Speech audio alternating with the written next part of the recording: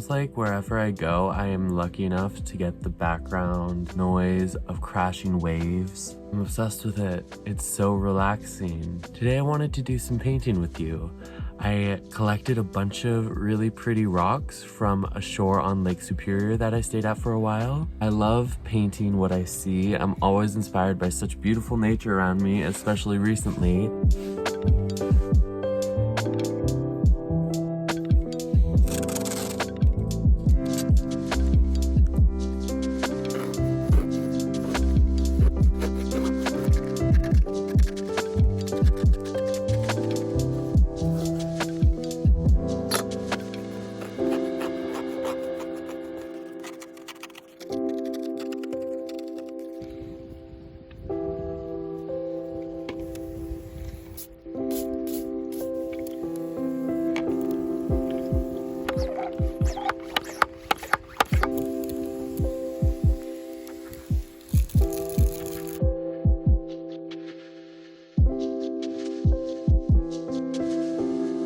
Tape off the edges of these rocks so I could get a nice clean line, and I first prime each of the rocks with white paint so all the colors will shine through and be super bright.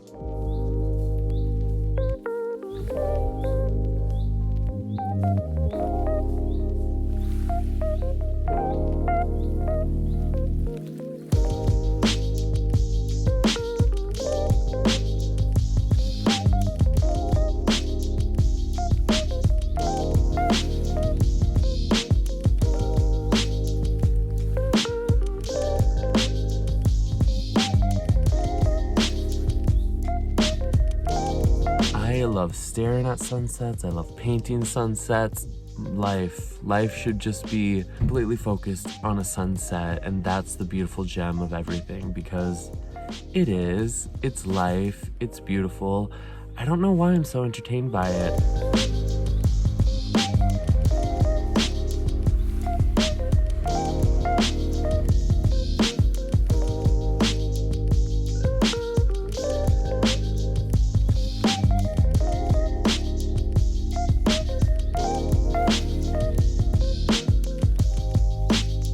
While I create these paintings, I wanted to read a few quotes that I found in the past couple weeks. Actually, some of these quotes I love. It's a collection from people that I really admire. I really like what they stand for, and I turn to these quotes once in a while, especially in the morning, and it really inspires me, so I wanted to read them to you. I learned this, at least by my experiment, that if one advances confidently in the direction of his dreams and endeavors to live the life which he has imagined, he will meet with a success unexpected in common hours. He will put some things behind, will pass an invisible boundary.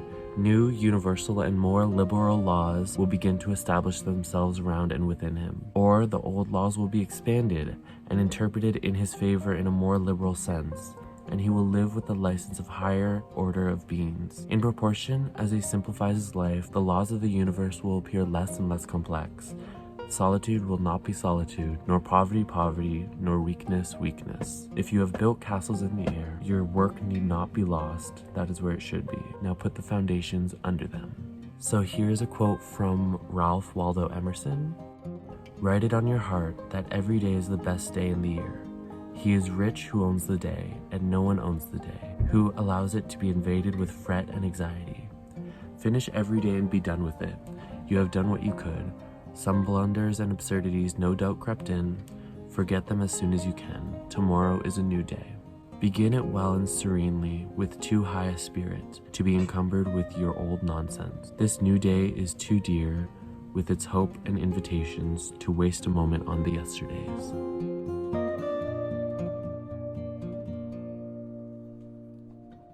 Be not the slave of your own past. Plunge into the sublime seas, deep dive and swim far.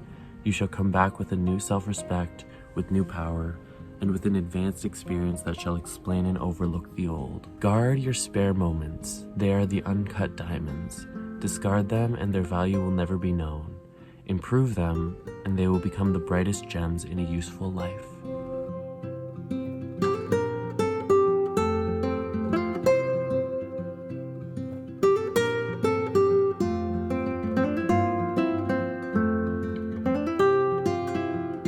Don't be too timid and squeamish about your actions. All life is an experiment. The more experiments you make, the better. Yes.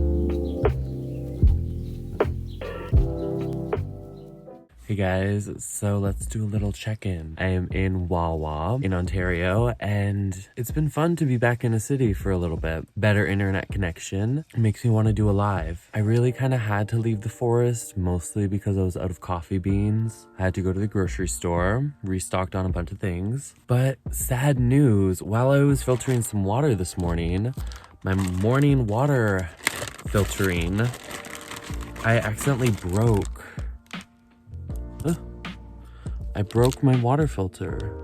So the filter's usually in there. I just dropped the filter into one of my things of water because I'm like, maybe that'll help. I don't really know. But I called around this morning and I'm gonna go to Canadian Tire and see what they have to replace it. I'm kind of excited because I definitely wanted to upgrade this, and this just kind of forced me to do it. Wawa's a really small place, 3,000 population. I got to listen to loud waves crashing last night. So I have such a good sleep when that happens. When I wake up and they're still loud, that's like today. It's raining a lot today. It stopped for me to film this. So kind. Thank you, rain. I was just waiting for the rain to calm down to go for a walk to Canadian Tire and check that stuff out. It's such a small town, so everything's walking distance, at least from where I am. So it's pretty cool. And I was thinking about getting to the laundromat today as well. I do have a lot more clothes, but I do love visiting a laundromat. All the cities are being spaced further and further apart, which is kind of fun. Getting those really nice stretches of wilderness, always looking for a spot to pull over. My last spot was definitely a hub for van life people in Ontario. I met 2 different people there and we bonded pretty well, which I talked about a little bit in my last video. This one guy that I met, Mike, he was an adventurer. He was so cool. He had a great setup. He had been doing van life for 4 years, and his rig was beautiful. It was so unique. It was definitely more a tiny home than a van or anything else. It was the big box on like a military truck with huge tires, and it was a massive thing. And he gave me a little tour. I got to look around, and his stuff is so beautiful. His place is so clean. I don't know. It was just really inspiring meeting someone like that in Ontario, and to see like what the future could be maybe. He was really fun to talk to. He gave me some places to make sure that I stop by. He's also headed towards BC, and so am I. So who knows, we might meet up again. He was really cool too. He had a chainsaw with him, so he like was really good at like finding wood, and we had really good fires. It rained a bit the second day, but the first day was super fun. He also dedicated so much room in his tiny home to these amazing speakers, like, I don't know, 5-foot speakers that had amazing bass, and he also had all of these fun lights and stuff. It's just, his rig like portrayed his personality so well, which is something I've talked about before, and it was really cool. His tiny home was basically a moving festival, and I love that way of describing it because it's so accurate. We talked about how it definitely brought people together, his other van life experiences with people on the road, the conversations it creates, and just how unique and amazing this lifestyle is. We bonded over not having to pay rent, and that is a special thing for sure, a unique thing. He gave me some gifts, which I can't wait to reveal to you guys. Really cool stuff that I didn't even know existed. I'll reveal it to you when the moment's right. He also gave me coffee because he knew I was running out, and I'm having that right now, and it's so bitter and good. It's like, oof, such a treat. I wonder what kind of coffee he has. This guy, Mike, you actually can check him out on the Van City Van Life page. #1 viewed video, over 1 million views of his tiny home. And I watched it the other day and it's such a clear view of exactly what it looks like. It's so beautiful. It's even upgraded since. I'm just saying, like, this dude was really, really inspiring. And he kind of inspired a dream for me to like go to festivals and like kind of experience that at least once to really know what it's like. Yeah, so when I get to BC, we got some researching to do. Did I mention I gave him a resin maple leaf? I'm really excited about that. I'm glad he has it now.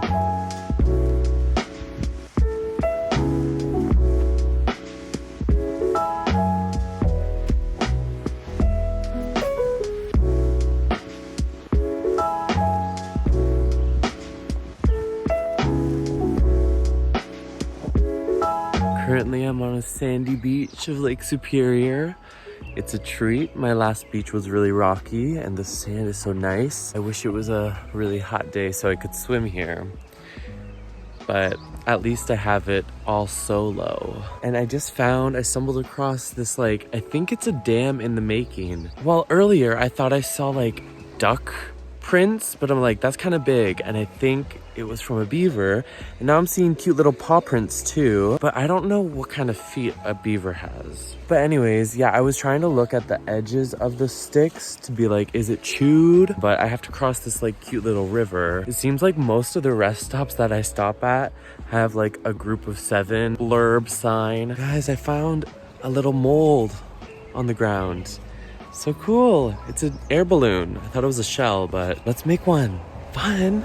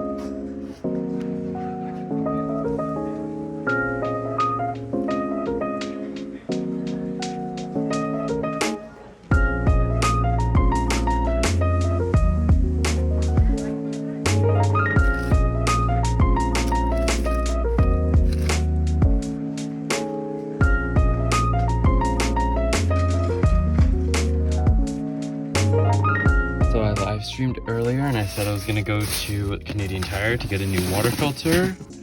This is the one I got. Gravity Camp, 6 liter. It was on clearance for like $57.99. I also picked up this huge bug zapper.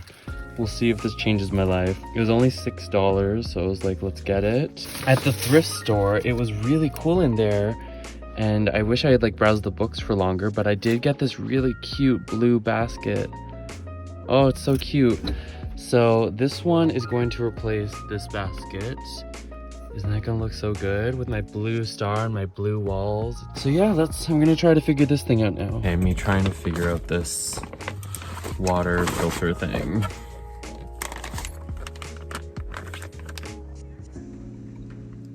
Comes with like a freaking manual. Hello. Okay, chapter 1. So this is the filter protector and the filter. Screw cartridge clockwise, inside cap as far as it will go. Do not grasp the cartridge around the peeled surface since it may damage the filter.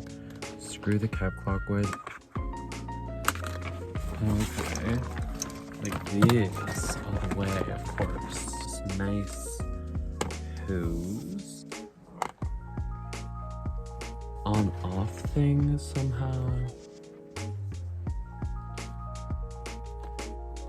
It's working so well. It's filling up so fast. There was a little bit of spillage, but it's pretty full. I did make the mistake of dumping that entire thing in it and then some, so it's gonna keep on filling up if I'm not paying attention. It's gonna overflow, so I have to switch out the bottles. Look at all that delicious filtered water. Oh, this is gonna be so much easier. Trembling across my fingers out of sight. Hello, hello, hello, Leah. I was lost inside a maze of night. Hello, hello, hello, Leah. I stayed up and watched you till daylight. Hello, hello, hello, Leah. Hello, hello, hello, Leah.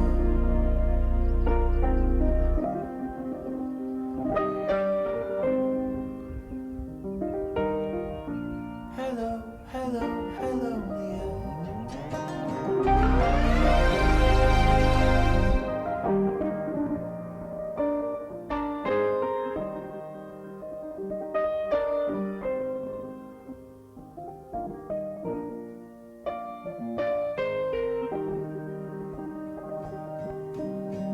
Hello, hello, hello, Leah.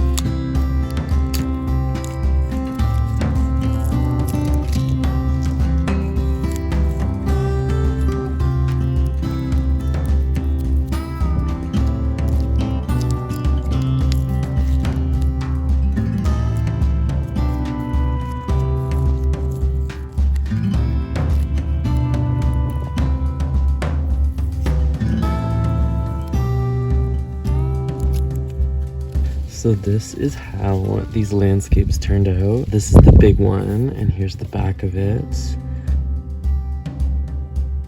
This one was just a really nice flat rock, so I thought it would be cool to paint on, and it did give us all those cool bumps and texture. The decision with the red and the orange was just because I still had it on my palette and I never used it. I was like, I'm not gonna throw out this paint, so why not, just for fun? That's the entire point of these things. But the spot that I love the most in this is just right here. The darkest tree with the white and the sky and the stars. I think it's really cool. I also love the effect of the hills. Just scraping was really fun. I'm really excited about this one. I love the waviness in the sky, and I'm excited to place this somewhere. Here's the first one that I did. This one's really cute, really simple. I like the little bit of turquoise. I like the purple mountains. These two have a very similar color palette where it's like dreamy pink and blue skies. But I like this one because like the natural holes and everything kind of make stars and a moon, which is pretty.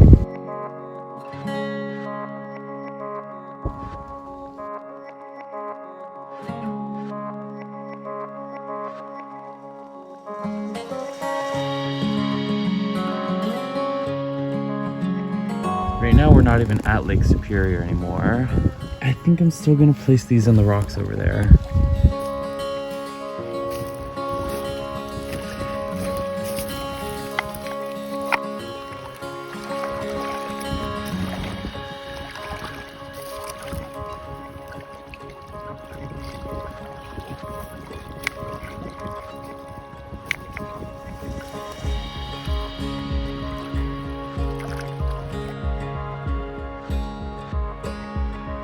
Though we travel the world over to find the beautiful we must carry with us, or we find it not. The creation of 1,000 forests is in one acorn. You become what you think about all day long.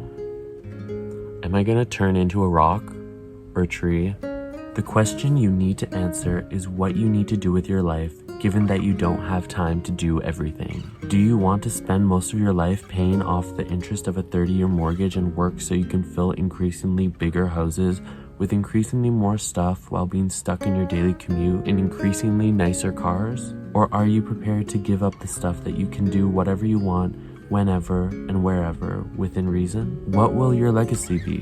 What you owned or who you were? So that one's less esoteric and beautiful per se, but it's really applicable to a lot of people.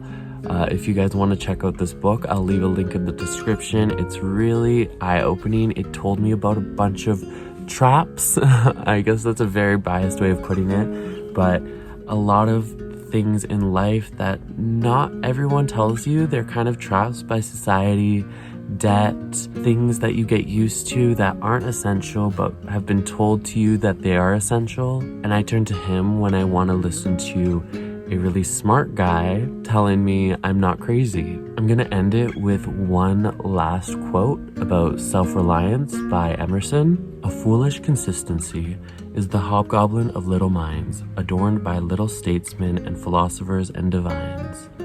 With consistency, a great soul has simply nothing to do. He may as well concern himself with his shadow on the wall.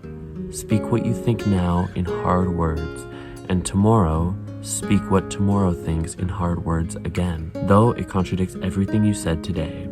Ah, so you shall be sure to be misunderstood. Is that so bad, then, to be misunderstood?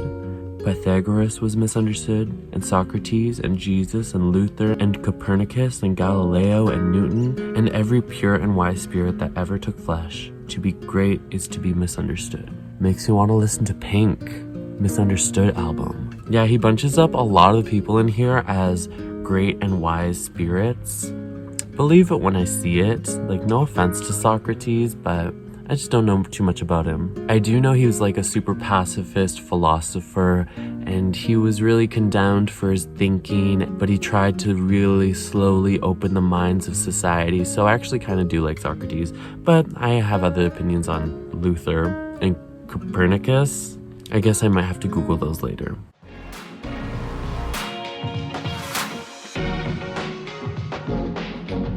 Welcome to my house. Hey!